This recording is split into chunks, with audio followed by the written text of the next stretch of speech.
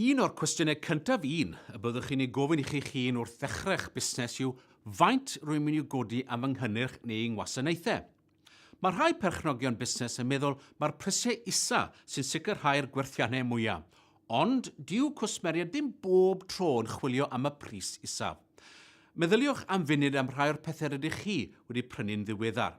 Wnaethoch chi ddewis y pris isa bob tro?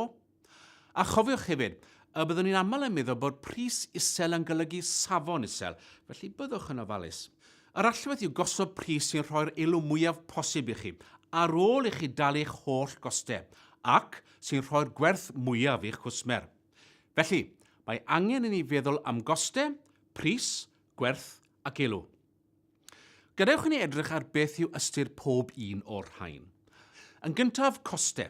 Dyma gyfanswm yr arian mae rhaid i chi ewario mwyn cynhyrchu, marchnata a chyflenwch cynnyrch neu'ch gwasanaeth. Y pris yw'r arian gewch chi gan eich cwsmer am gyflenwch cynnyrch neu'ch gwasanaeth.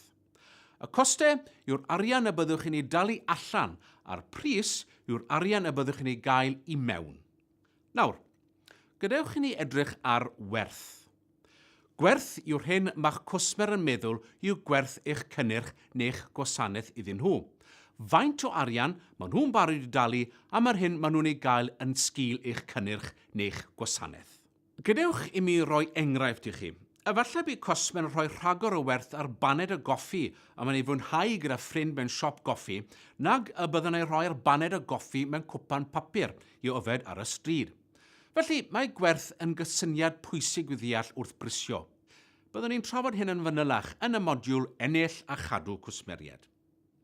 Yn olaf, gadewch i ni edrych ar elw. Elw yw'r hyn sydd gennych chi ar ôl pan fyddwch chi wedi tynnu'ch costau o'ch gwerthiannau. Mae rhai pobl yn meddwl bod ganddyn nhw fusnes llwyddiannus iawn os byddwn nhw'n gwneud llawer o arian ar eu gwerthiannau. Maen nhw'n anghofio bod rhaid iddyn nhw ystyried faint mae wedi gostio mwyn gwneud y gwerthiannau hynny. Elw yw'r ffactor allweddol sy'n penderfynu a yw'ch busnes yn llwyddiant neu beidio.